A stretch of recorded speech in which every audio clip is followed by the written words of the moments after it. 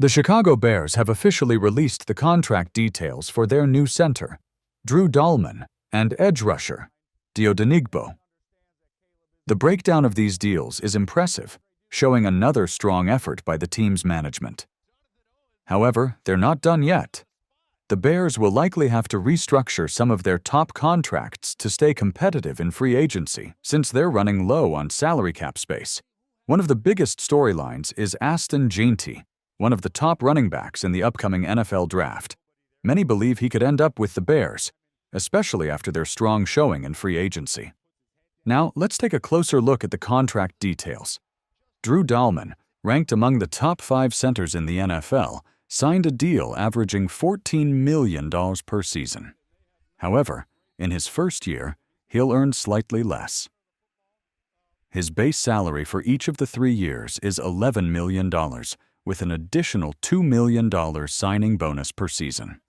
He also receives extra bonuses for game day appearances and workouts, totaling $1 million per year. Looking at the salary cap impact, Dalman's cap hit for 2025 is 13.64%, increasing to $14 million in 2027. If the Bears were to release him this year, it would cost them $26.5 million in dead money, making that move unlikely. Even in 2026, cutting him would result in $13.5 million in dead money with very little cap savings.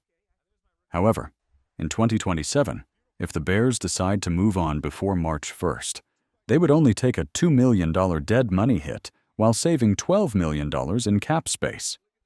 This means Dalman will likely be the team's center for at least the next 2 seasons. Now, looking at Dayo Odeyingbo's contract, it's structured in an interesting way, particularly when it comes to base salary. In his first season, his cap hit is only $8 million, which is balanced out by a $3 million base salary and a $4.5 million signing bonus. These contracts show that the Bears front office is doing a great job managing their finances while keeping the team competitive. Their careful planning allows them to remain aggressive in free agency while preparing for the future. Dayo Odeyingbo's contract is structured a bit differently from Drew Dalman's. His total cap hit for the first year is $8 million, which includes a $3 million base salary and a $4.5 million signing bonus, plus an additional $500,000 in bonuses. However, if the Bears were to cut him right away, they'd be looking at a major financial hit, $29.5 million in dead money, and a negative $21.5 million in cap savings. Things get even more interesting in 2026. His base salary jumps to $15.5 million, and with the same signing bonus and additional bonuses, his total cap hit reaches $20.5 million, making it the highest-paying year of his contract. If the Bears were to cut him that year, they'd still face $22 million in dead money and only save $1.5 million in cap space. That makes it clear that he's locked in for at least 2 years. But by 2027, things change. If the Bears choose to release him after the 2026 season, they would only have to deal with $4.5 million in dead money while freeing up $15 million in cap space. That's a well-structured deal for the team. Now, let's grade these contracts. Drew Dalman's deal looks solid. I'd give it a B+. The last year of his contract is well thought out, though there could have been a better structure if the Bears needed to cut him earlier. As for Dayo Odeyingbo, I'd rate it a C+. The first year is well designed, but the second year locks the Bears in with very little flexibility. However, the third year offers a good opportunity to free up cap space. Now, let's talk about contract restructuring. This is a common move in the NFL to free up salary cap space, and the Bears will likely have to restructure some of their top contracts to stay competitive. Right now, they have about $22.46 million in cap space, even before factoring in Grady Jarrett's contract. If they offer him around $11 million, they'll be left with very little room to make additional signings. Plus, they still have to account for incoming rookies, meaning restructures are inevitable. For those unfamiliar, Restructuring a contract allows teams to adjust the way a player's salary is distributed to create more immediate cap space. A simple restructure can be done unilaterally by converting base salary into a signing bonus. However, a more significant restructure, where a large portion of a contract is altered, requires the player's consent.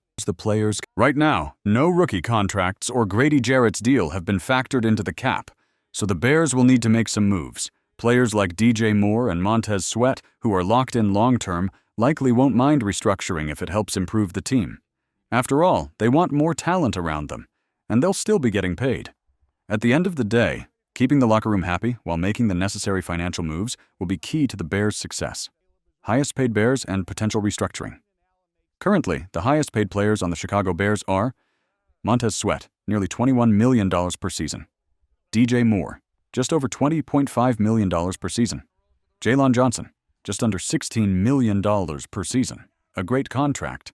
Tremaine Edmunds, $13.5 million per season. These four players alone take up a significant portion of the Bears' $270 million cap space. To create flexibility, the Bears could restructure some of these contracts by converting part of the salary into signing bonuses. Since the team does not need full renegotiation for adjustments under a certain percentage, this could be a smooth process. If the Bears were to restructure half of these contracts, here's the impact. Montez Sweat's cap hit drops to $10.45 million. DJ Moore's cap hit falls to $10.32 million. Jaylon Johnson's cap hit reduces to $7.45 million. Tremaine Edmunds' cap hit lowers to $6.75 million. This restructuring would free up approximately $35.4 million in cap space, raising the Bears' available cap to $57.5 million. After setting aside $11 million for rookie contracts, the team would still have $46.3 million to spend in free agency. Free agency targets. With the newly freed up cap space, the Bears could pursue several top free agents. Some potential targets include Kevin Zeitler, offensive line, a reliable veteran who could provide depth or start alongside Jonah Jackson. Keenan Allen, wide receiver, has already started building a connection with Caleb Williams. His experience would be valuable, and he won't be overly expensive.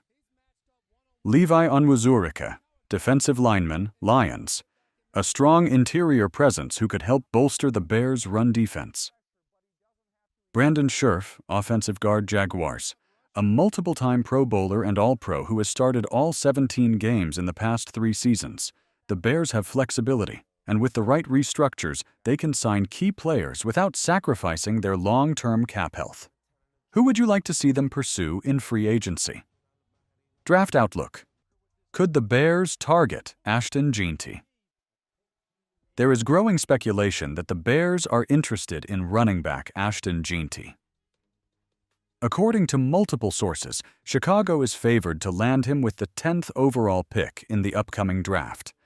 After revamping their offensive line, adding a dynamic running back like Jeanty could further strengthen their offense. Jeanty has expressed interest in the Bears, and the feeling appears mutual. With Ben Johnson leading the offense, a two-back system could be in play, similar to what he implemented with DeAndre Swift and Jahmyr Gibbs in Detroit. Jeanty could fit into a David Montgomery-like role, complementing another running back.